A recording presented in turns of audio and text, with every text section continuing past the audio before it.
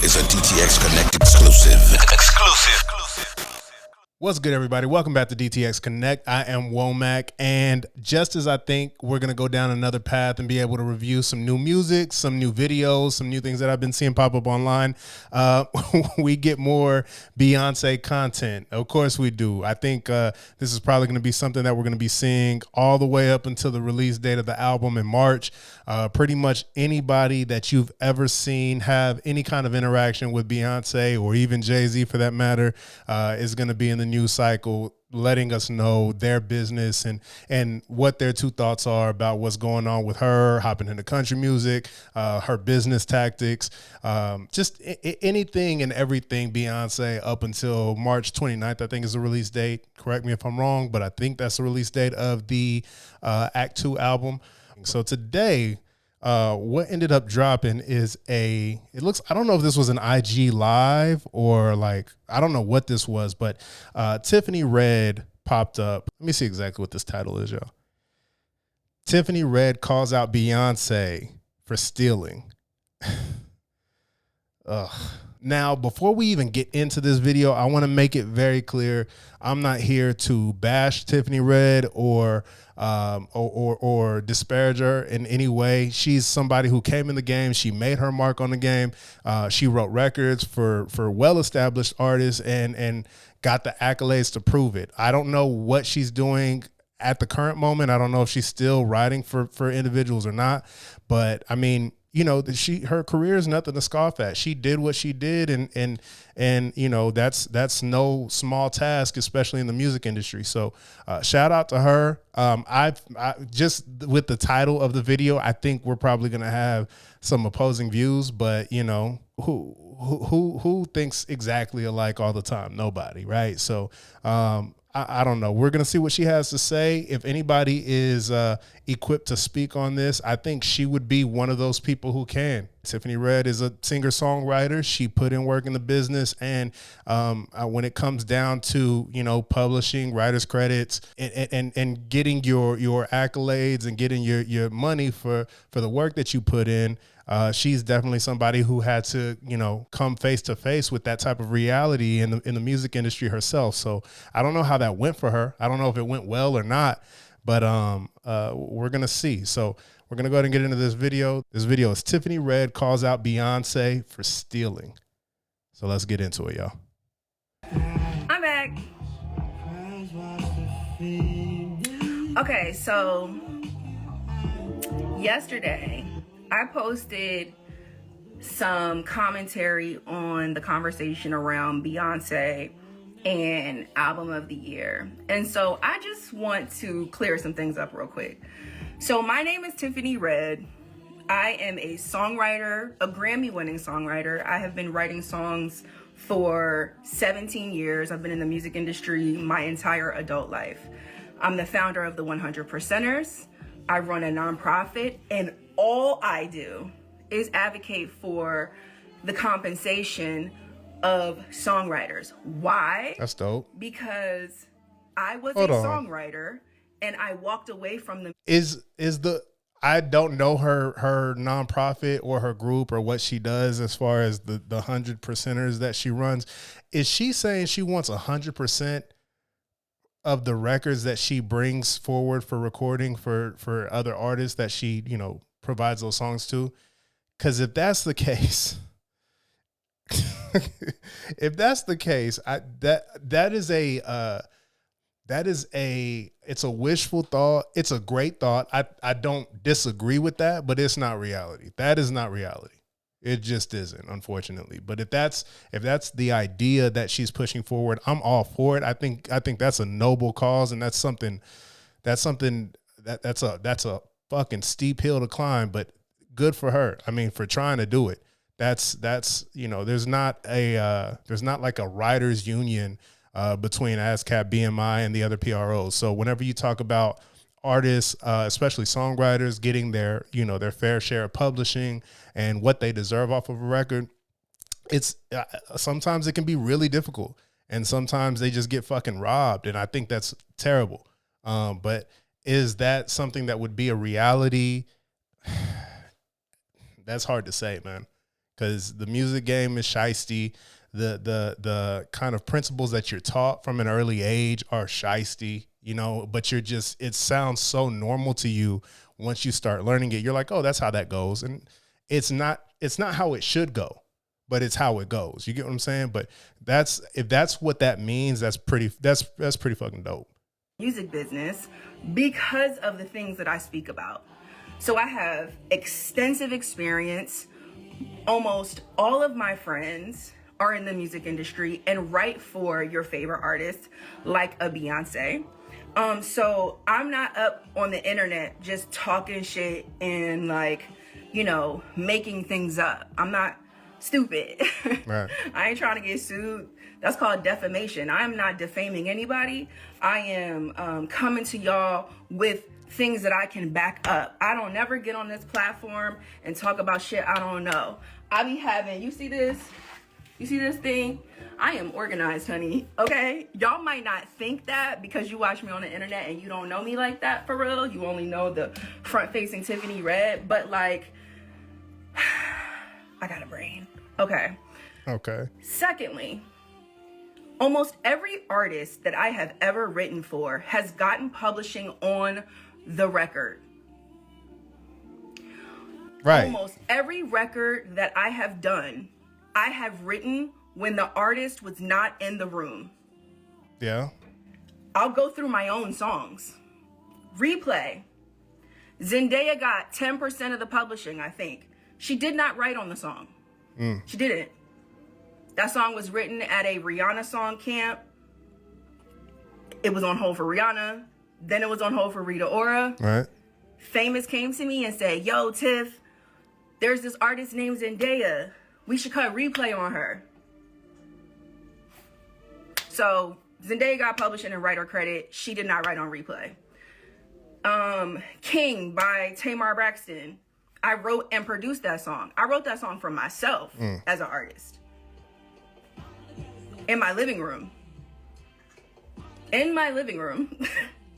Tamar got, I don't know what she ended up getting. I think I own like 85% of that song. Yeah, she probably didn't get anything. But I should own all of Not it. nothing I much. did all of it.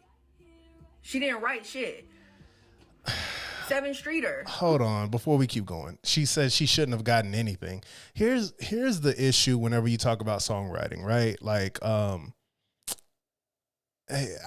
when we were in Nashville, there's a term called one word, one third. Like where if you're in the environment of a writer's room and you contribute to a song in whatever way, you split that song up equally amongst each other, right? You've contributed to the record, and whatever this record becomes, whether it's a dud and nobody sees it or it becomes a smash hit, we all contributed to this and we get a piece. I find it very hard to believe that when these people are cutting these records, right, they go in the studio and they hear the reference track, that there's not some sort of altering. It's very rare, very, very, very rare that you hear a song performed exactly how the reference track was to how it comes out, once everything is completed. So I do you not get credit if you are to make adjustments to a record along the way to fit maybe your style or the way you would say things, or maybe this combination of words doesn't work with the way that you speak, so you change it up? Do you not get any credit for that? Is that what she's saying? I would hate to assume she's being that radical. But that's what it sounds like. So again, she's not saying anything wrong. I don't disagree with her, but I also don't think it's realistic. Because if you bring a record to me, if I'm Zendaya, if I'm Beyonce, if I'm, whoever, if I'm Kanye, and Kanye is probably one of the best people to see whenever it comes to giving credit. Kanye will give credit to the janitor sweeping up in the fucking studio if he's there. Kanye, as big of a self-centered individual as people think Kanye is, he gives credit to people whenever they contribute, right? And he's probably one of the best examples of this. But to me, to say I wrote this song and any adjustment made is not equating to you getting a piece of the publishing, I don't agree with. And it may be me indoctrinated into that way of thinking You know, in the industry, I've been in studios where split sheets come out and people are trying to divvy up a pie, and you're like, you know, you just kind of say whatever. And you know, some people are assholes and try to leave with the whole song. And some people are like, man, let's just bust this whole thing down, you know, equally. So it just depends, man. But I feel like the idea is very naive to think that you can write a record, provide it to an artist, especially an established artist, and think that you're going to get all of the publishing on the record. No, it's not going to happen. It's just, that's not how this game is built. But let's keep going. I was a songwriter. This one really hurt my heart. 7th Streeter, Just Being Honest. Me and Mansour did that song. It was originally called Bitch. I wrote that song by myself. I'm not even really a big co-writer like that. I prefer writing songs by myself because, I don't know, I just prefer to write like that. So I have a lot of records that I have placed that either have one co-writer on or that I've written solo dolo, okay, right? 7 ended up with 10% of that record. I fought like hell for her to not have any of the publishing because she didn't write anything on it. Publishing is my only source of income. I didn't even, and by the way,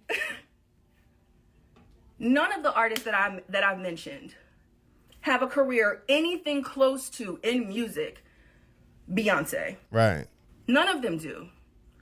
But the reason why I'm bringing up which would make it harder every artist or almost to every get artist that publishing from Beyonce Beyonce publishing that they did not earn on the songs that I wrote for them is because there is a precedent that's set. The reason why I called out Beyonce is because Beyonce is the Michael Jackson of our generation. And so if there's anybody that could reshape the precedent, if there's anybody that could influence the industry, that had the power and the money and the cultural like thing to say, you know what, y'all, you're right. These songwriters have been out here. We've been in the street. Literally, I have been in the street in front of Spotify. I've been in front of Universal. I have sat and I have talked to all y'all publishers. I talked to y'all publishers. I talked to the DSPs. Yeah, I hear you. But that's not how this works. Like, you know what this argument reminds me of? It reminds me of like when people are like, why don't we just have artists start up their own major label and then sign everybody to their major? Why doesn't Jay-Z just get with so-and-so and so-and-so and they start up a major label and compete with UMG? Like, it does. I hear you, but it doesn't work that way. Like, Hove and Kanye and Dr. Dre could get together and say, we're going to make our own thing.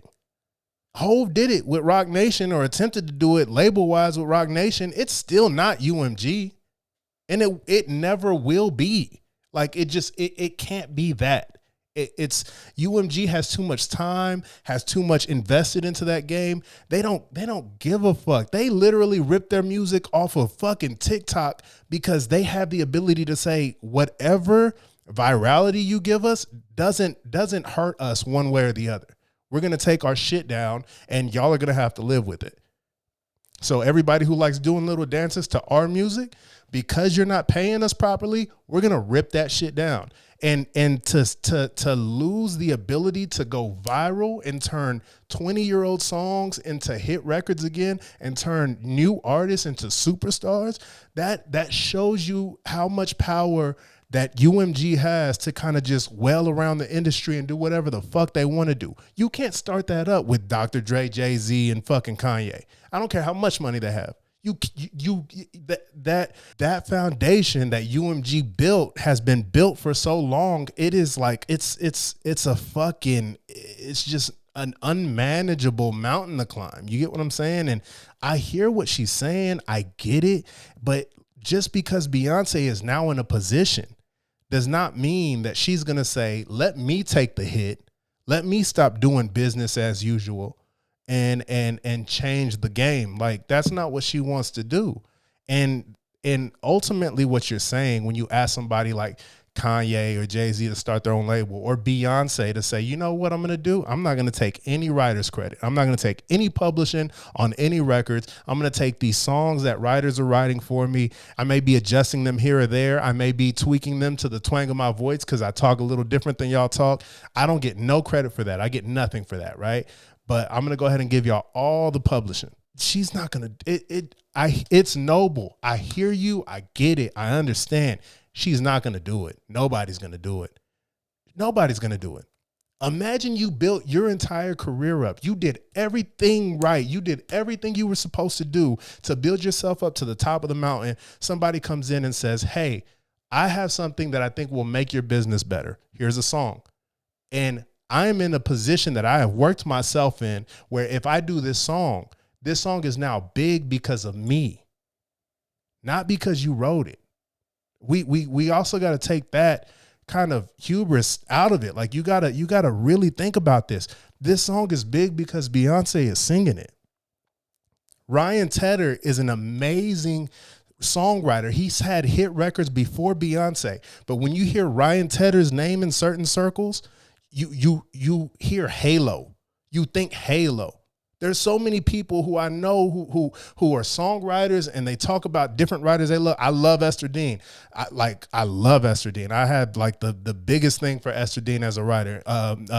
Nisha Charles, LaVoice from Dallas, of course. Like, I mean, there's just so many writers that I love. And whenever you talk about them, it's just like, you guys are doing what the fuck y'all are supposed to do. Y'all are putting in the effort and putting the right words on the right songs and making beautiful pieces of work. And now it's time to get them placed unless you're going to sing them.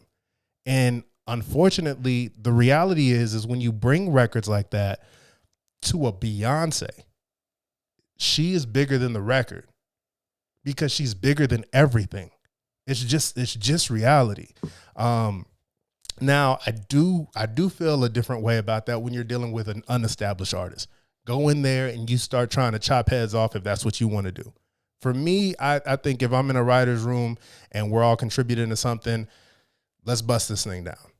But I'm also not a singer and I'm also not a greedy ass person. But I get where people feel away and I get where people are like, hey, I feel like I poured my heart and soul into this and I want a bigger piece of it. And, you know, you're talking to Beyonce. She's going to tell you, you know, no, like it's just going to be what that is. And you're going to have to deal with it. But you either take the opportunity or you just take your song and you go back home. That's all it is. Here we go. I talked to the copyright royalty, the U.S. Copyright Office. I talked to NMPA. I talked to RIAA. I talked to SONA. I talked to NSAI. I talked to all of them. And guess what? Y'all are still broke. I bet, yeah. Okay? That's the fucking truth, right? Okay? So the people that are like, oh, this is not true. I had somebody call it propaganda yesterday. It's not fucking propaganda. The reality is there is no A-list artist, B-list artist, or C-list artist that's not taking publishing because that is the way the music That's how the industry was built. And to deny that is delusional. And what I will not allow is for anybody to make me feel like I'm in the Twilight Zone because I know I'm not in the Twilight Zone. You're not. I can pull up my records. You're not crazy. Nothing about what you're saying is wrong. It's just not how the business works. And unfortunately, that's not right, but that's how it works. You get what I'm saying? Like,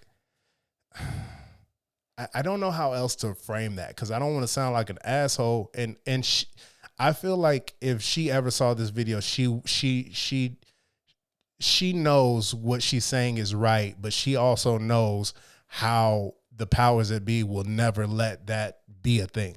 You get what I'm saying? Like, I don't disagree with her. I don't think she's wrong. I don't think she's delusional. I don't think she's crazy. I also don't think artists are evil for living in a structure that they were taught and that they came up in, right? If I had to scratch and claw for everything I have and now I've worked myself into a position to get more, I'm going to get more. That's what you do. And it's sad. It sucks. But what you're describing is somebody having to take that hit. Now, what she is saying is Beyonce is well off enough that she can take that hit. I don't know what Beyonce's mailbox money looks like for publishing. I'm sure those checks are fucking insane. And I'm sure those checks would change a regular person's life and they don't really change her life so much. You get what I'm saying? So I think that's the perspective she's coming from. If Beyonce opens up a fucking, $2 million ASCAP check, she doesn't even blink at it. Probably she's probably spent that, in the last couple of weeks, if not the last couple of days. But for somebody like her or anybody else who's a writer in the industry who's not a Beyonce, $2 million on a fucking album, if you've written, a large chunk of an album for a superstar like that, will change your fucking life. You get what I'm saying? So I hear her. I don't think she's crazy. Anybody who watches this video and says like she's out of pocket or she's wrong, I don't think she's wrong in her thought process. I think she's wrong in I don't want to say she's wrong there either. I just think it's a little bit unrealistic to think that the business will change. Now, do I think if, maybe you build something like your own writers organization that advocates for writers, which it sounds like she's done. She's doing the thing. She's making the steps to try to correct this, which is admirable. But I don't know. The issue is even if you do create this group and you advocate for people getting all of the percentages that they deserve for their publishing, you're going to have that person that's going to say, fuck that publishing. I want the opportunity to write for Beyonce. Beyonce, take the whole fucking record. Just give me credit. Just give me, mention my name on the writer's credits. Like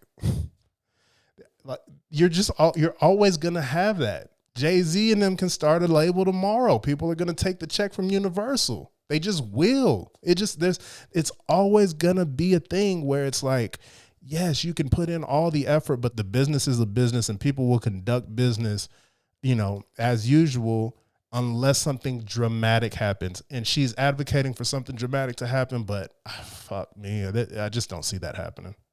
I talked to somebody yesterday. Somebody's a manager of somebody who is a writer and producer on Renaissance.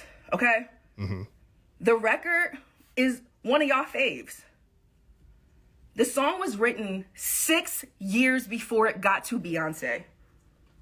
She got 25% of the song.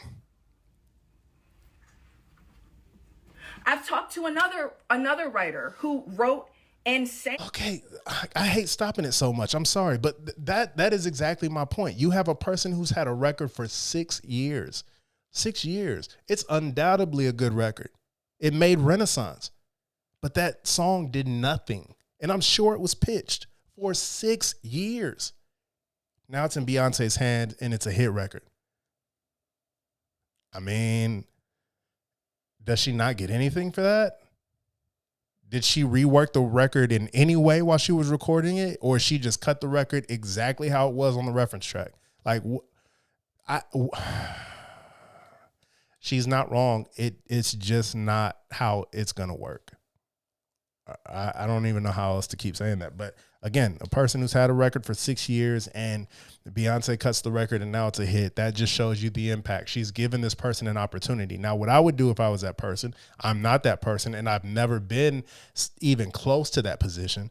But if I was that person, that goes on my resume and now I wrote for Beyonce. So I'm going to go ahead and put myself up, multiple notches from where I just was as a writer. And I'm going to start hopping into other writers' rooms and working with other artists. And I'm going to start demanding more shit because I've earned the ability to do that. It trickles down. That effort that you've put in, even if you've lost something in publishing, you now have something on your resume that is that is able to be pushed into your career and is used as a bargaining chip along the way. So, that's a perfect example though. A song that sat for 6 years, Beyonce cuts it, now it's a hit. She wants her piece for that. So let's keep going. On one of your favorite songs.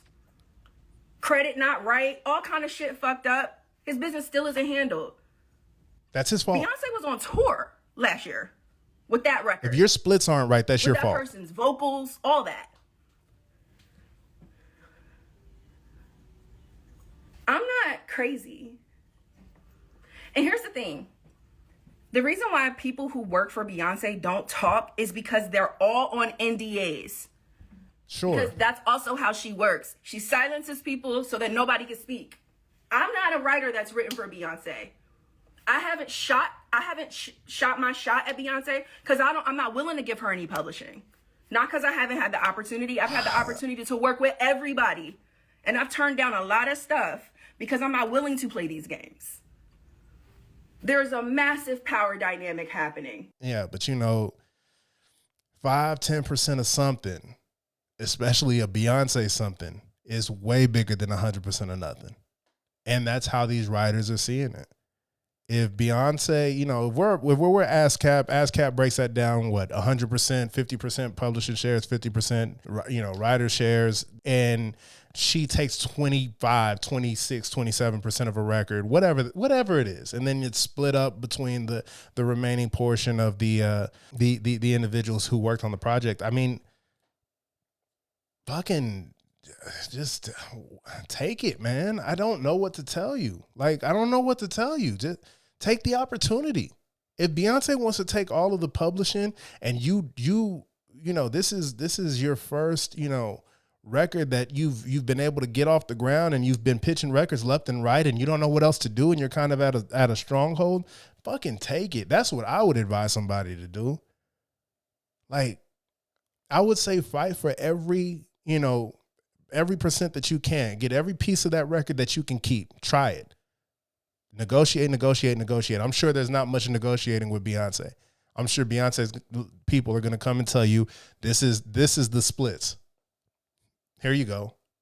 Sign off on that, please. I don't think there's much negotiating at all. But I mean, if you get a piece of it, put that shit on your resume and go work. My nigga, I don't know what else to say. Please don't act like it's easy to negotiate with Beyonce and her team, because it is not. Of course it's not. If that was the case, there exactly. would not be so many people coming to me like, Tiff, this is how much was taken. Shit is not negotiable. It's not. These are the terms, which means, okay, cool, then we work for you, Beyonce. So that means you're an employer. But either way, to imply that the artists do not have to be responsible for the business practices that they exercise with songwriters, to insinuate that the only way you are treated fairly is if you are managed by one of the gatekeepers is bullshit. I agree. It's bullshit. You shouldn't have to be in company with a gatekeeper to be treated fairly. You should not have to have a gatekeeper on your team to make a livable wage off of music that is making people billionaires. I don't disagree with that at all, but that's not the business. So you should have somebody representing you who's a fucking pit bull and will go in that room and advocate for you. It's just what you have to do, bro. I feel her. This is she's not wrong. She's not wrong in any of this. She's not wrong in anything, but it's not how the world works. It's not how it works. This is capitalism at its finest, bro. You're a writer, you're a business, you created a thing. This artist is a establishment. They're a business, they're an entity, and they've created a thing. And you're bringing a product from your business to their business. Guess what you have to do? You got to fucking sell yourself, and you got to negotiate your price for this product that you're bringing this person, right? That's what this game is. And you sometimes, if you're not a shrewd and straight to the point business person, you need somebody like that who's going to be able to advocate for you. And that may mean giving a piece of your earnings to that person. But what do you want to do? Pick your poison, bruh. Or go home and work at fucking FedEx or whatever other job you want to work at. Go find another industry. Go back to school. Go become a doctor. Do whatever. Do anything else. But in anything you do, bro, there's going to be pros and cons. And in music, there's so many cons because this establishment and this business was not set up for the artist to win. It was not. But there are ways for you to win if you're willing to take opportunities and do what you can to turn those opportunities into bigger stepping blocks that you can get into a higher position with. And then you can start demanding the shit that you want to demand. Now, If you're one of those people who want to kumbaya with everybody and you want everything to be cohesive and all peace and love and everybody gets a fair share and you wrote this so you get this percentage and you wrote this so you get this percentage and you wrote 3 words so we're going to give you 2%. Like if you want to do that shit, good luck finding those people. I don't know nobody who breaks songs down like that. And I wouldn't want to be in the studio with anybody who breaks songs down like that. So I don't know, man, but them Grammys don't pay the bills. Those plaques do not pay the bills. At all. She's right. There are people with Grammys and plaques who can't pay their rent. I know people who are super accredited, broke. 100%. It means nothing. She's not wrong. Trust me, I know.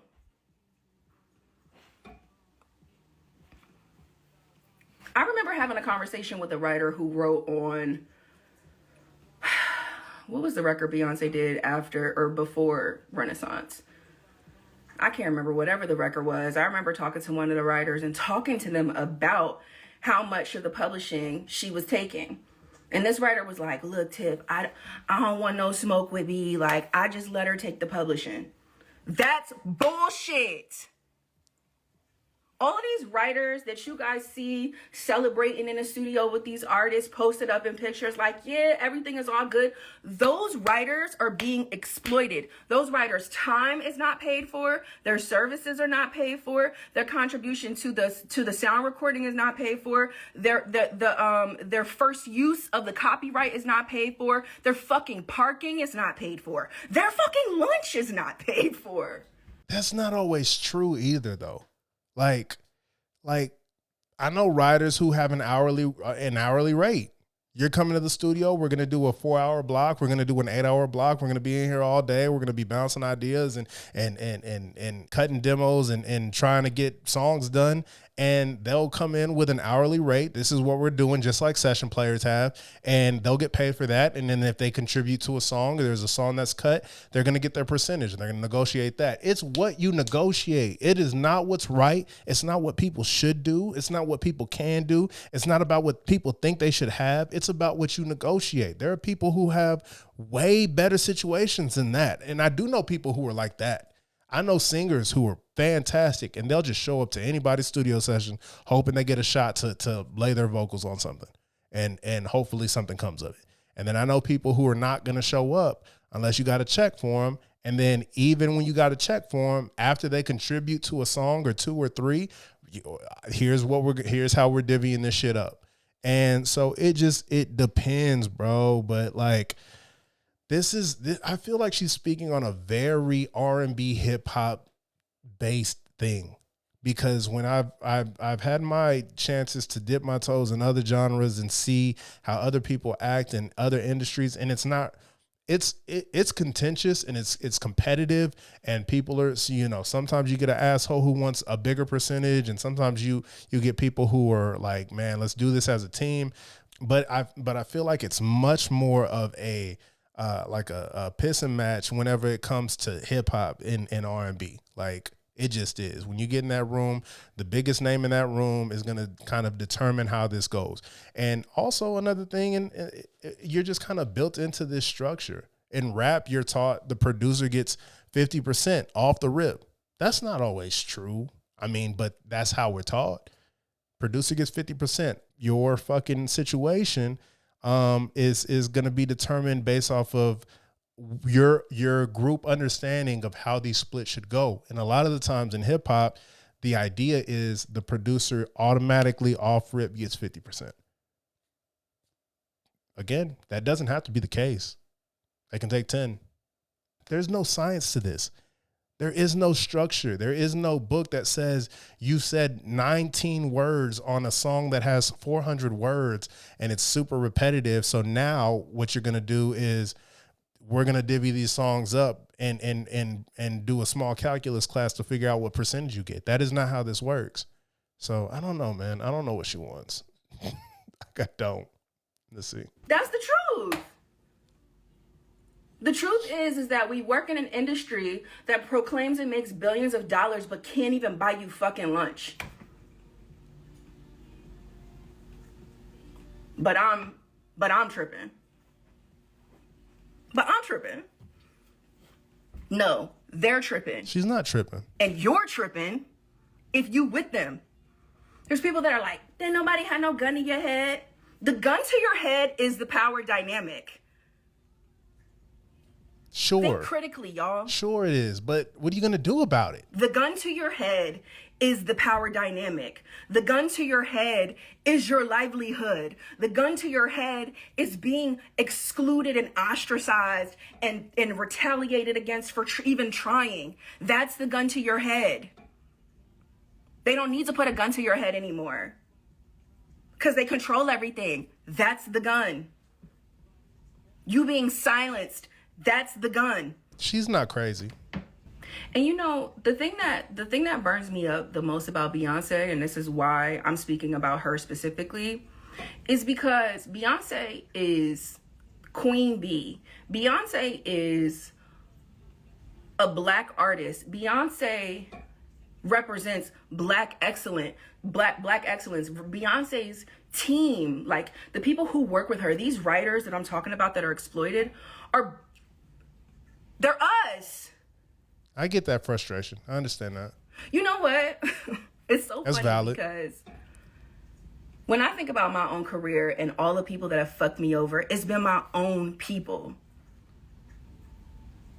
Because those are the opportunities I had to work with my people.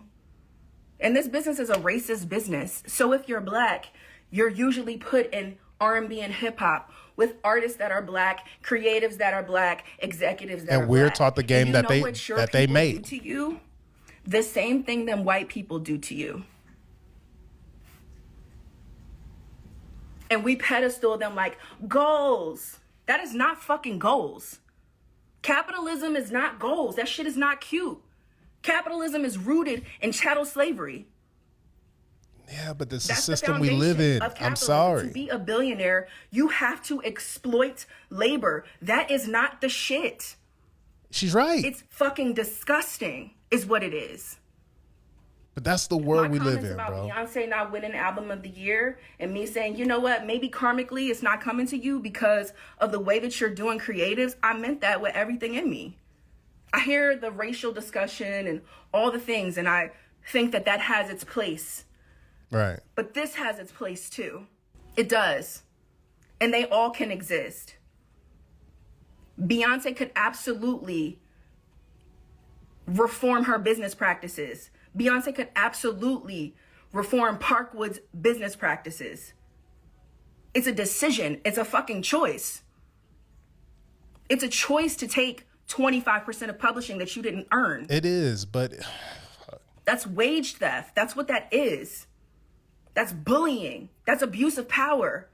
That is the power dynamic. That's the gun. That's the game.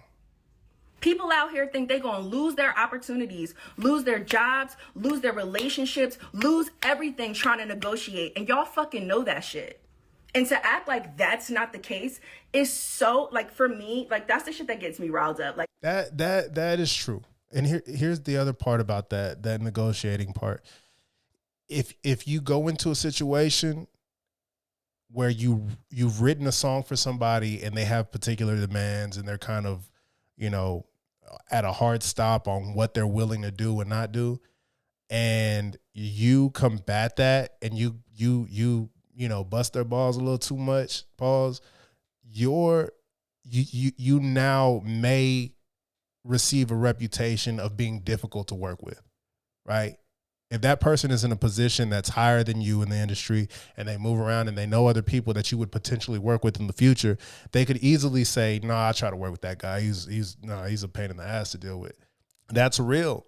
I mean, she's not wrong. The retaliation that happens in the music industry, especially with people who, you know, who stand on their 10, they can receive some backlash, and that could be in the form of actually being blackballed. That's not far-fetched. She's not saying anything wrong, but it's like, you know, when you live in a system and you work in a system and that is the system, and in order to fix the thing that you're saying is broken, you have to dismantle the system. Now we're talking about something completely different. You know what I'm saying? So I like what she's saying, and I don't think she's wrong. I just think that it's unrealistic in music, and it is unfortunate because when you're a young black person that tries to make their way through the music industry, you do get dropped in rap and hip hop and R&B, and that is what happens to you.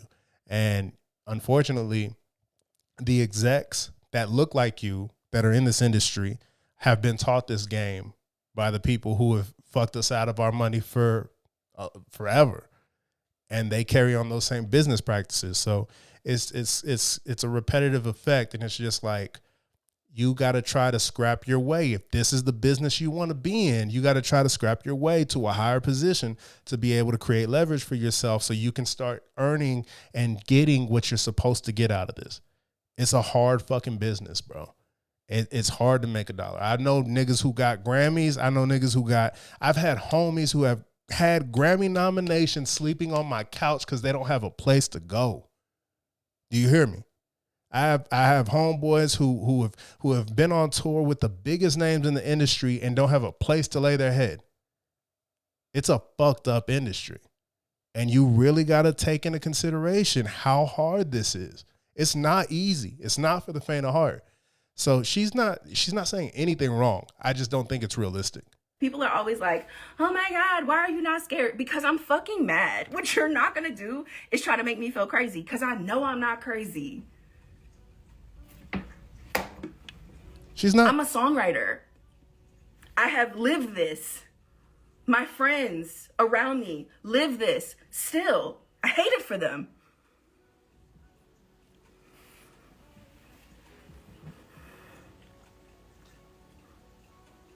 There are artists that are A-list artists that can lead the charge here too. Sure. I'm not saying wait on Beyonce. I'm not. Who's going to take that L, though? Who's going to lose that publishing check? But I am going to say what I need to say about it, because for the last almost 4 years now, I have had so many writers come to me about her specifically. And I also want y'all to know that, like, I'm not the kind of person that comes to the internet first. I come to the internet last. I come to the internet at the end when I've tried everything else I could try. So trust and believe, on the back end, I've been doing a lot. I don't know how she is on the internet. This conversation. I believe and who her. I'm having conversations with and how and all the things. So I've been doing what I'm supposed to do. And nothing has gotten done. People splits still aren't done. People still aren't getting paid. People still aren't being seen. People still aren't being heard. People are still being silenced. People are still under NDAs and some more shit. While Jay-Z's up there on Sunday talking about why it's not fair Beyonce don't got a Grammy for Album of the Year. So hell yeah, I had something to say. Yo. Because it's hypocrisy. She's snapping. Also, not for nothing, Taylor Swift is a songwriter. Oh, don't do that. She writes her albums. Don't do that. Don't do that. Don't do that. Don't do that. Don't do that. Don't do that. Look, bro, Taylor Swift is a writer, but she has co-writers. We're not going to act like she doesn't. Hold on. You can literally pull up BMI and any other PRO that her co-writers are listed under, and you can look up Taylor Swift's credits and see how many co-writers she has on any song. Just like you can with Beyonce, just like you can with anybody else.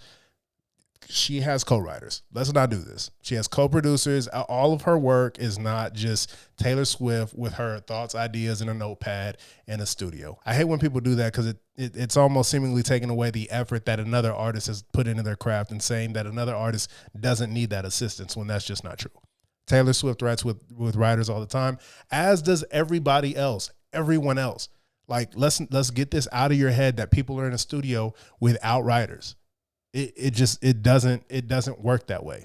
People go into the studio. There's very few artists who go in the studio with their pen, their pad, the truth, and a beat. Like, that's it. It's almost never like that. You get what I'm saying? So I hear her, but that annoys me. That's all I had to say about that. I'm gonna go back to my day. I wanted to have this quick vent so that y'all can hear me out. And so that the people out there can hear me out who are, who have the commentary going on right now, because I'm definitely getting the messages. I'm definitely getting the, did you see that? I'm definitely seeing the, like, let me set the record straight. Put the splits on the table. Set the record straight. Pull the email chain. Set the record straight. I like facts. I showed y'all my thing. I like facts. Show me the splits. I like her. I can show y'all my splits, and I can show y'all the artists that are on my splits that got published and that they didn't earn. I like her. Yeah, I didn't think so. Y'all have a lovely day. Man, shout out to Tiffany Red. Yeah, I'm just going to go ahead and say it. I don't think anything she said was wrong. I don't think anything she said was out of pocket. I think it's wishful thinking. I think it's like, when people complain about climate change and they're like, we need to stop doing this and this. And it's like, yeah, bro, but like, who the fuck is going to stop using gas? And yeah, we need to stop the cobalt mines, but who's going to stop, using cell phones and putting Tesla batteries in their cars? Like, who's going to stop? Because somebody's going to have to stop. Enough people are going to have to stop to make it effective. And that's kind of the situation with writers and giving full publishing credit. Like, if you bring a piece of work to an artist and they are the bigger name in the room, they're going to get a piece of that publishing. They're going to get a piece of that writer's credit. And it's just going to be the way it is. And you can say it's wrong, you can say it's right, you can say whatever it is, but the structure of the business is the structure of the business. Again, Tiffany Red, I have nothing bad to say about her. I don't think she said anything out of pocket. I don't think she said anything ridiculous. I was expecting to disagree with her a lot more, and I guess I do. I guess I think, a lot of what she said is it's how things should be and not necessarily how things are, and that's okay. There needs to be people who hope and strive for a better situation than what is currently provided. And maybe she creates incremental changes in the industry that will turn into bigger changes later on down the line. I don't know her history. I don't know what kind of, if she gets into spats with people online. I don't know anything about her, but just the stuff that she was saying, I don't disagree with. I just also think that if you want to play ball in the industry, there are some things that you got to do, and you got to be a shrewd negotiator. If you're not one, you need to get somebody that can represent you, that is one. I think you need to take the opportunities as they come, and if you have an opportunity that's going to elevate you several steps from where you are, take it. Take it, man. Fight for whatever you can out of that situation, and then take it, and then try to capitalize on it. Or you can sit at home. And to me, if it's do something or sit at home is never the answer. So, yeah, man, I'm glad I watched this. I think that was insightful for a lot of people. So what I think I'm going to do is, before we get out of here, I'm going to show you guys how to look up any song you want to look up, and see your favorite songwriters, your favorite artists, and see who was in that writer's room with them, and who was getting the splits, and see how those splits are actually divvied up. Now, this may not have all of the information. Sometimes it just tells you what PRO got what percentage, and then sometimes it kind of gets a little bit more specific. But just dive into this information a little bit more, especially if you're an artist and you're wanting to establish yourself in this business, and know what you're asking for whenever you go into a writer's room. A split sheets come out, or people are asking, how are we going to do this? Know what you want to take away from that project. Know what you're okay with. If you're okay with divvying this thing up between all of us, say that. Make it known. So before the idiot pops out of the corner and says, I need half of this record. Like, no, I'm cool. Before that happens, I'm cool with us splitting this properly. And if somebody else has an issue with this, then y'all start y'all's negotiations from there. But I feel like if you're in this business, you need to know what you want in order to be able to ask for it. And that is the most important thing. Ask for what you want, because if you don't, nobody else will do it for you. Nobody else will do it for you. So what we're going to do is I'm going to go ahead and pull this up on my phone. We're going to go ahead and switch to my phone screen, and then I will show you all how to look up a song. So All right, so what we're gonna do is we're gonna go ahead and look up a song. We're gonna look up Beyonce's Halo. I already told y'all that's one of my favorite records. Ryan Tedder is one of my favorite writers, producers. One Republic, an amazing band, amazing records from that group, and he does great work. She does great work. So we're gonna go take a look at that. Beyonce is an ASCAP artist. So what I'm gonna do is in Google, I'm gonna type in ASCAP search, and it's gonna bring me to the ASCAP repertory. ASCAP repertory search. Here's what we're going to do. We're going to go to title. We're going to type in Halo. Then we're going to go to performer. We're going to type in Beyonce. And then we're going to hit search. And it's going to do its thing. It's going to search for us. Boom. Halo pops up, right? All right. So as we expand this, we're going to go ahead and take a look. So at the beginning, Halo, we can see that total current ASCAP shares is 15%. Total current BMI shares is 24.99%. So either they're all with ASCAP or BMI, or somebody else is with another performance rights organization. So we're going to take a look here. Now, before we get started, we understand that Beyonce is with ASCAP. There are two sides of 100% pie, essentially, with ASCAP. You have your writer's portion, which anybody who contributes to the creation of that piece of art, right, of that music, is going to be in that artist category. That's going to be 50%. That's going to be divided up between your writers, your producers, individuals who help comprise and make up the construction of that record. That is where that percentage is going to come from. That is also going to be mirrored on the publishing side by another 50%, which creates a whole 100% pie. So if I'm working on a song and I get 5%, I'm also going to see a reflection of 5% in my publishing side on ASCAP. That's going to be a total of 10%, even though I have a 5% share. Hope that makes sense. If it doesn't, there's other videos out there that will show you how this actual breakdown happens. So what we see here is Halo is at 15%. We see Writers ASCAP controls is 7.5. All right, let's see what these PROs are. So Evan Kidd Bogart is with BMI. Beyonce, we know, is with ASCAP. And Ryan Tedder is with GMR, which is Global Music Rights, okay? So they're in three different PROs. So we can assume that 7.5% is going to Beyonce, right? She took 7.5% of this song. That is mirrored on the publishing side.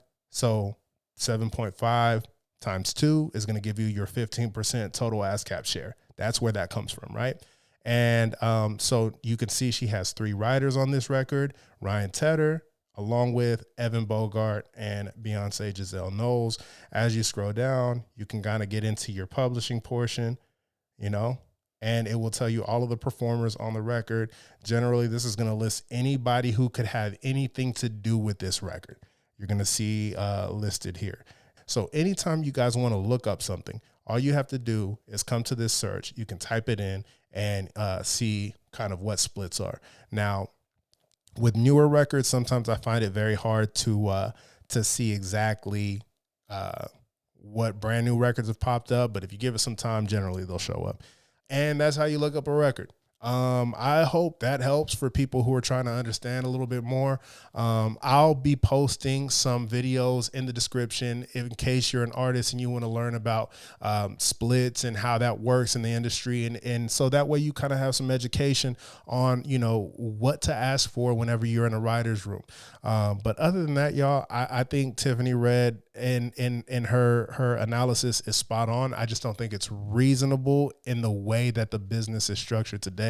But I definitely appreciate somebody who's always willing to try to push the music culture forward to be better for the creators and the writers that are in this business, because they don't get enough praise. There are so many writers, so many creators, so many people behind the scenes that make these big artists go, and they don't get the shine that they deserve. Now, I don't think that she was crazy or weird or wild or trying to get attention for what she said. I just think that she even knows it's a very far-fetched idea that people are going to start taking a hit in order to do the right thing.